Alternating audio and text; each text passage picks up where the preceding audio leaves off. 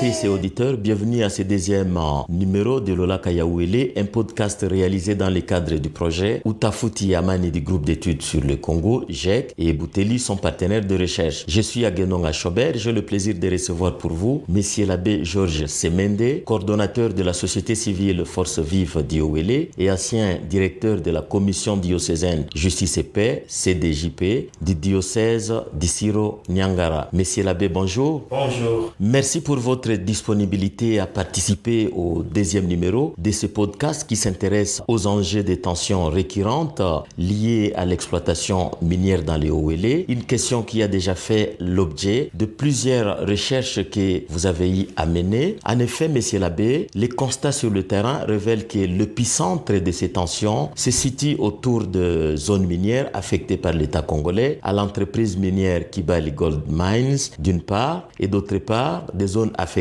à des coopératives minières. Il s'agit des zones d'exploitation artisanale. Monsieur l'abbé, pouvez-vous nous décrire Kibali Gold Mines et ses principales zones d'activité? Je vous remercie pour m'avoir intéressé, pour échanger autour du dossier. D'abord, Kibali Gold Mine, c'est une société, une co-entreprise entre Barrick, Anglo Gold et Sokimo. C'est une entreprise dans la province du Haut-Uélé qui a un permis minier qui s'étend sur une superficie de 1836 km², couvert par 10 permis d'exploitation répartis dans les ressorts de 6 entités territoriales décentralisées dans les territoires de Ouacha et de Faraj. Oui, si je comprends bien, cette entreprise s'étend sur deux territoires, Ouacha et Faraj, c'est ça? Oui. Quelle serait l'importance, voire l'impact de l'implantation de cette entreprise sur le plan socio-économique dans les Hauts-Wélé? L'entreprise Kibali Gold Mine a vraiment sur le plan social, cette entreprise a créé l'emploi tant au niveau international, national, et aujourd'hui le nombre d'employés s'élève à plus de 5000. Il a également contribué à l'amélioration des conditions de vie de la population dans sa zone d'exploitation. Par exemple, la cité de Durba, la cité de Ouacha de 1990 n'est plus Durba d'aujourd'hui. Il y a une amélioration à profondeur des conditions de vie sociale de la population. On peut aussi relever la construction des infrastructures d'intérêt public effectuées par la société Kibali, qui a été améliorer la condition sociale de la population, les routes, les infrastructures scolaires, sanitaires. Il y a aussi l'amélioration à l'accès de la population à l'électricité. La société a construit des centrales de Nzoro sur la rivière Nzoro. Il a construit aussi des centrales de Rambi et de Azambi sur la rivière Kibali. Il a aussi soulevé l'amélioration de l'accès à l'eau potable. Bien que ces défis à relever sont encore perceptibles, quand même les efforts fournis par cette entreprise nous semblent peu louables sur le plan social. Oui, monsieur l'abbé, comme je le disais, depuis un certain moment, nous avons constaté que les tensions sont de plus en plus récurrentes autour des zones où opère cette entreprise. Qu'est-ce qui explique ces tensions, les tensions récurrentes que nous avons observées au cours de ces dernières années? D'abord, je vais dire que, confirmer, il y a une tension dans la zone d'exploitation minière de Kibali Gold Mining. D'abord, premièrement, parce que le périmètre octroyé par Kibali, c'était des périmètres habités par la population. Il y avait d'abord des habitants qui habitaient ces sites. Alors, l'État n'a pas vraiment tenu compte de cette population qui habitait. On a octroyé ces périmètres sans tenir compte de ces populations. Alors, il y a aussi les causes qui créent les tensions vives dans cette région. Il y a le processus de déguerpissement et de réinstallation de la population affectée par les activités minières.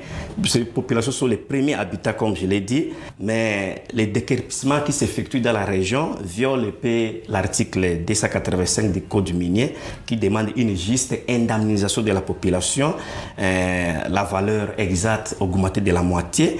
On voit que ces populations sont déguerpies sans une indemnisation juste et au préalable. C'est ce qui est vraiment aussi une des grandes causes de cette tension dans les milieux. Il y a aussi une part de la population que nous pouvons relever, cet afflux de Durba par la population et qui occupe illégalement la construction minière de Kibale, souvent aussi en complicité avec des autorités locales. Cela aussi crée la tension dans la région. Ce qui peut aussi soulever, il y a la tension créée par les décrets numéro VD du 20 mai 2022 du Premier ministre fixant les modalités de collecte, de répartition, de gestion et de contrôle des quantités de la redevance minière versée aux provinces et aux ETD. Ce décret a eu pour effet la privation de 5 ETD du territoire de Farage et de Ouacha des ressources financières provenant du paiement par la société Kibale Gold Mine et de la quantité de la redevance minière. Je vais vous dire que cette cessation freine le développement des ETD, affaiblit totalement les ETD et aussi l'arrêt de tous les chantiers et le renvoi au chômage de tous les personnels utilisés dans les travaux. Vous voyez que ça, c'est aussi une tension à ces jours, une tension actuelle au niveau du périmètre minier de Kibale. Donc, la population se voit freinée et on voit dépourvue de ses moyens de subsistance. Donc. Alors, quels seraient les principaux acteurs dont les intérêts sont en jeu autour de la zone minière où opère cette entreprise? D'abord, il y a l'État congolais qui a la mission de garantir la sécurité de la population, protéger la population et c'est bien, mais aujourd'hui ça apparaît comme l'État est en train de faillir dans ses missions de protection de la population, car cette population se voit déguerpie en violation des lois et mal indemnisée. On voit que l'État lui-même perd de crédit à face de la population. Il y a deuxièmement aussi la société qui a investi plus de 3,7 milliards de dollars car il y a toutes ces tensions dans sa zone et avec tous les efforts que la société est en train de fournir, on voit que la population est toujours dans l'état de détresse. Aussi, le climat de travail pour la société aussi pose problème. Il y a aussi les entrepreneurs étrangers et nationaux car les tensions ne favorisent pas le climat d'affaires. Même les désœuvrés qui vivent au jour le jour, ces tensions n'aident pas à ces gens-là à vivre convenablement. Oui, et comment ces tensions influent-elles sur la gouvernance participative à l'échelle locale? Ces tensions diminuent d'abord la confiance entre les gouvernants et gouvernés. La population juge l'État comme corrompu au service non de la population mais au service de l'entreprise. Donc il a eu une forte diminution de confiance dans la région. En outre, Monsieur l'abbé, ce sont aussi les zones d'exploitation artisanale qui se révèlent comme le théâtre des contestations parfois violentes visant principalement les exploitants étrangers.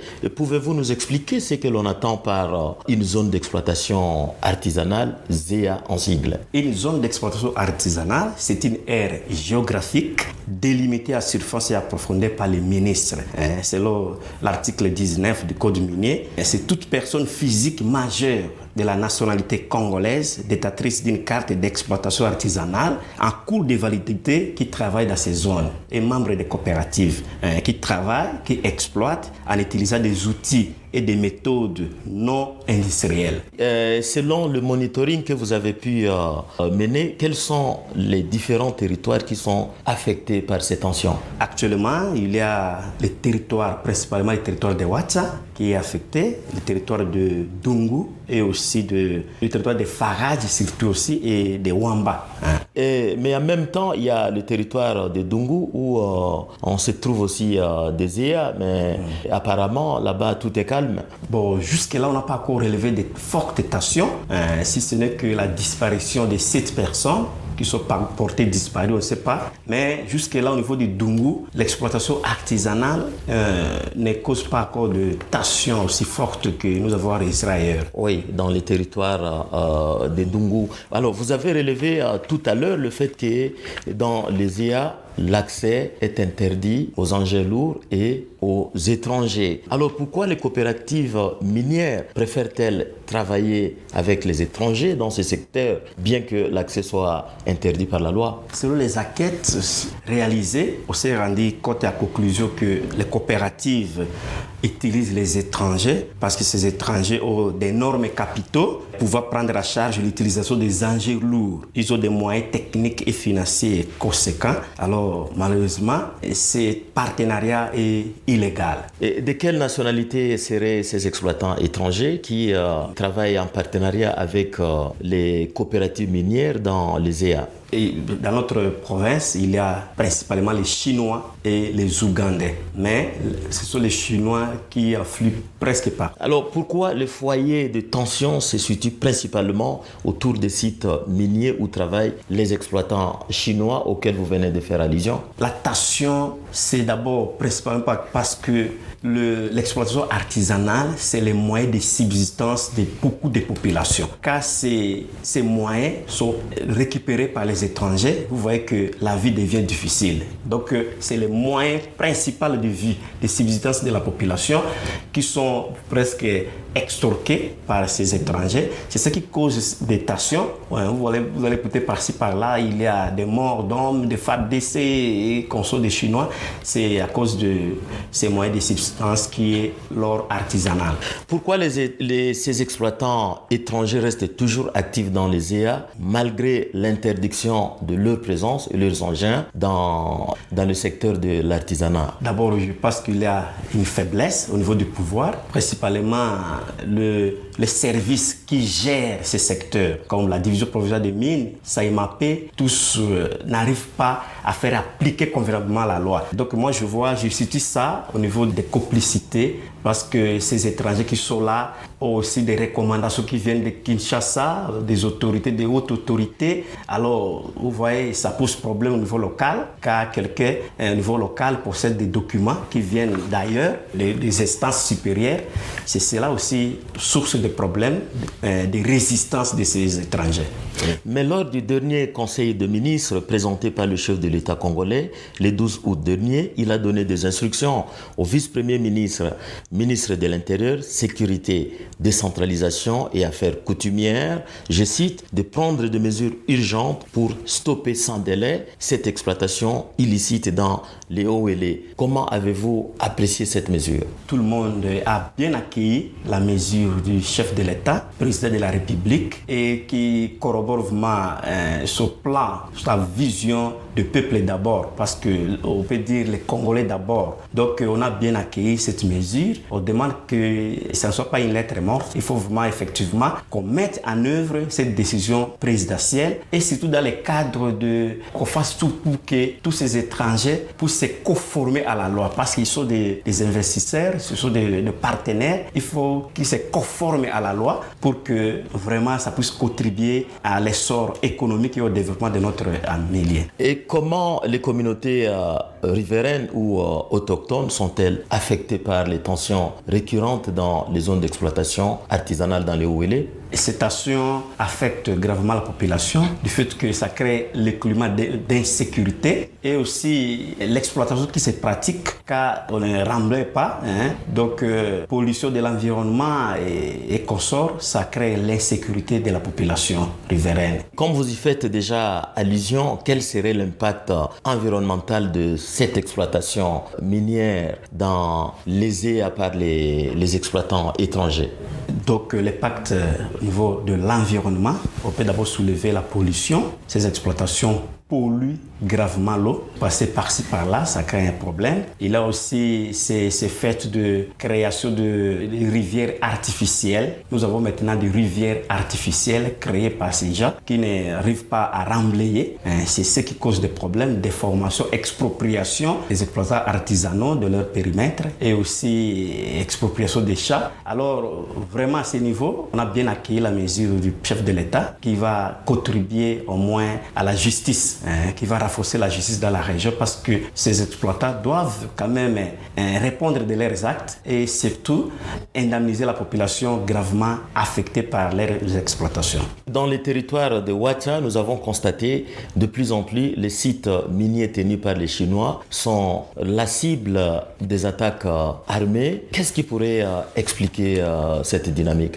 Comme je l'ai dit, ces sites d'exploitation artisanale sont des moyens de subsistance de la population. Quand ces moyens sont la population est expropriée, ça cause directement ces impacts-là. Et aussi, cette population, quand elle est expropriée, il n'y a pas vraiment une indemnisation juste, une conséquente, ça crée toujours ces tensions dans la région.